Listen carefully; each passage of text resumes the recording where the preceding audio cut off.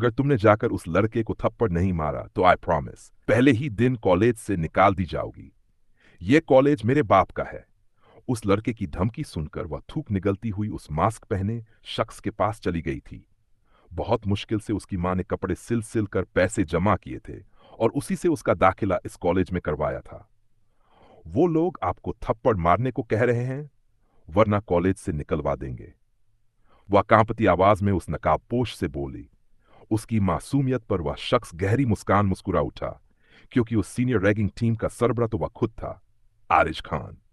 जाओ, अब कोई तुम्हें कुछ नहीं कहेगा, वह इत्मीनान से बोला।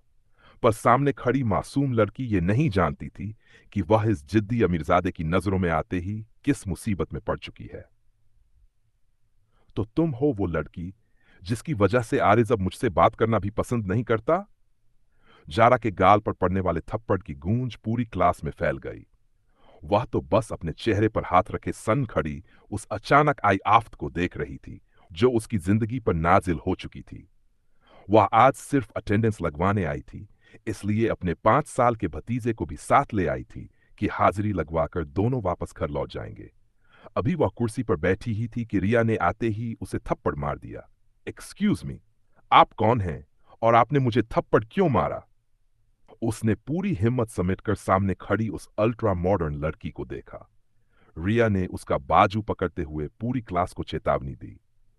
खबरदार, जो कोई बीच में आया, तुम सब जानते हो मैं क्या कर सकती हूं। फिर वह जारा की तरफ पलटी, उसका बाजू छोड़कर बाल पकड़ लिए। जारा के मुंह से सिसकारी निकल गई। तुम समझती हो कि तुम आरिज खान को अपने जाल में फंसा लोगी? वो सिर्फ और सिर्फ मेरा है। अगर आज के बाद तुम उसे 4 फीट की दूरी पर भी नजर आई तो तुम्हें ऐसा हाल करूंगी कि खुद को पहचानना मुश्किल हो जाएगा। जारा ने कांपते हाथ जोड़ दिए। मैं ना आपको जानती हूं, ना किसी आरिज खान को। जरूर आपको गलतफहमी हुई है, मेहरबानी करके मुझे छोड़ दीजिए। लेकिन रिया का गुस्सा कम होने का नाम नहीं ले रहा था। उसने अपनी साथी लड़की को इशारा किया। वह जारा के भतीजे को पकड़कर पीछे ले गई। जारा तरपककर आगे बढ़ी तो रिया ने उसे धक्का देकर नीचे गिरा दिया। अगर चाहती हो कि इस बच्चे को कुछ न हो तो मेरे पैरों में गिरकर माफी मांगो और वादा करो कि आरिश के पास कभी नहीं जाओगी। जारा ने बेबसी से अपने भतीजे की तरफ देखा, जो हालात न समझते हुए रोने लगा था। प्लीज, मेरे भतीजे को छोड़ दो, रिया ने उंगली उठाकर कहा। अभी माफी मांगो, वरना इसी वक्त इस बच्चे को खिड़की से नीचे फेंक दूंगी। जारा का दिल कांप उठा। वह तुरंत रिया के पैरों में गिर गई। मैं माफी मांगती हूं, आज के बाद कोई शिकायत का मौका नहीं मिलेगा। प्लीज बच्चे को छोड़ दें। क्लास में मौजूद सब लोग ठहाके लगाने लगे, ये जाने बिना कि यह सब कुछ वीडियो में रिकॉर्ड हो रहा है। उधर आरिज खान ग्राउंड में अपने दोस्तों के साथ मैच की तैयारी कर रहा था। तभी मोबाइल की घंटी बजी। उसी लड़के का नंबर था जिसे उसने निगरानी पर लगाया था। खैरियत, इतनी जल्दी फोन?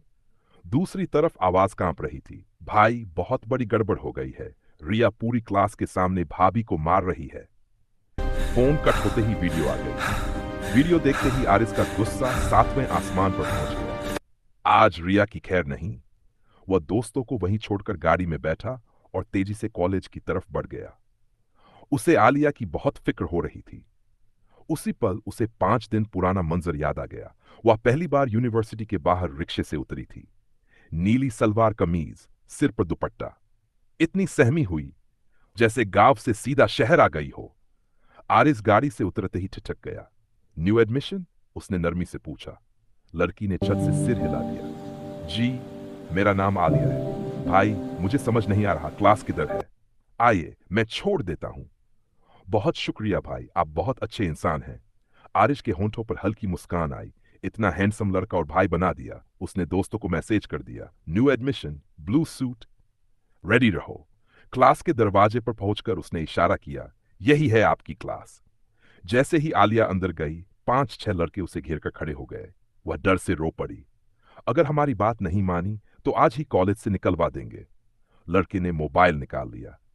प्लीज ऐसा मत कीजिए, मेरी मां ने सिलाई करके फीस भरी है। सब हंसने लगे। उस मास्क वाले लड़के को थप्पड़ मारो। आलिया ने बाहर देखा। वही लड़का था जिसने रास्ता दिखाया था। मैं ऐसा नहीं कर सकती। मोबाइल कॉल लग गई। डरते डरते वह आरिस के पास गई। वो लोग आपको थप्पड़ मारने को कह रहे हैं। आंसू आंखों में तैर रहे थे। आरिज एक पल को चुप रह गया, फिर मुस्कुराया। जाओ, कोई तुम्हें कुछ नहीं कहेगा। सच? हाँ, और कोई परेशानी हो तो सीधे मेरे पास आना। वह खुद नहीं जानता था कि उसने अपने प्लान के खिलाफ क्यों कहा, और यही से कहानी ने करवट ले ली। खान जब क्लासरूम पहुंचा तो सामने का मंजर देखकर उसका खून खौल उठा। जारा फर्श पर गिरी हुई थी, उसका भतीजा डर से रो रहा था, और रिया पूरे घमंड से खड़ी मुस्कुरा।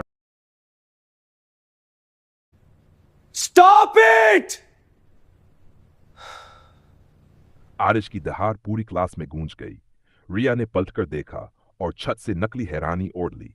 आरिश, ये लड़की तुम्हारे नाम का गलत इस्तेमाल कर रही थी, इसलिए मैंने एक ऐसा थप्पड़ कि रिया की गर्दन एक तरफ झुक गई। पूरा कॉलेज सन्न रह गया। मेरे नाम का इस्तेमाल करने से पहले औकात देखनी चाहिए थी। रिया की आंखों से आंसू बह निकले। आरिश, मैं तुमसे प्यार करती हूं, और मैं नफरत करता हूं ऐसे प्यार से। उसने जारा को उठाया, उसके भतीजे को गोद में लिया और बिना किसी की परवाह किए बाहर निकल गया। अगले ही दिन जारा कॉलेज नहीं आई। तीसरे दिन खबर फैली, जारा किडनैप हो चुकी थी। आरिज को जैसे किसी ने अंदर से तोड़ दिया। वह खुद नहीं समझ पा रहा था कि इस लड़की से उसका रिश्ता क्या है, पर यह दर्द बहुत निजी था। जांच में सामने आया, किडनैपिंग के पीछे नाम था विक्रम मल्होत्रा का, वही आदमी जिसकी वजह से सालों पहले आरिस का परिवार बिखर गया था। उधर जारा एक अंधेरी जगह पर बंद थी। तुम्हारी शक्ल बिल्कुल मेरी जैसी है, सामने खड़ी लड़की ने कांपती आवाज में कहा। वह ने कांपती हुई आवाज में कहा, वह थी आलिया। जारा हक्की बक्की रह गई। मतलब, मैं तुम्हारी बहन हूं? सच अब सामने आ चुका था। जुड़वां बहनें, जिन्हें बचपन में एक दूसरे से अलग कर दिया गया था। विक्रम ने ठंडी बेरहम आवाज में कहा, एक को अमीरों के बीच फेंका, एक को गरीबी में पाला। अब देखो किसकी किस्मत बेहतर है। आरिज ने एक एक करके विक्रम की पूरी एम्पायर राख में बदल दी। आखिरी ठिकाने पर जारा और आलिया आखिरकार मिल गई। जारा देर तक आरिज की तरफ देखती रही। आपने मेरी जान क्यों बचाई? आरिज ने पहली बार दिल से कहा, क्योंकि तुम मेरी जिंदगी का वो हिस्सा हो जिसे मैं कभी खोना नहीं चाहता। सब कुछ खत्म होने के बाद जारा और आलिया एक दूसरे का हाथ थामे नए घर में दाखिल हुई। आरिज ने जारा की तरफ देखा। अगर मैं कहूं कि अब तुम कहीं नहीं जाओगी? जारा की आंखों में आंसू थे, लेकिन चेहरे पर सुकून। तो मैं कहूंगी, अब मुझे कहीं जाना भी नहीं है। और यही इस कहानी का अंजाम हुआ। अगर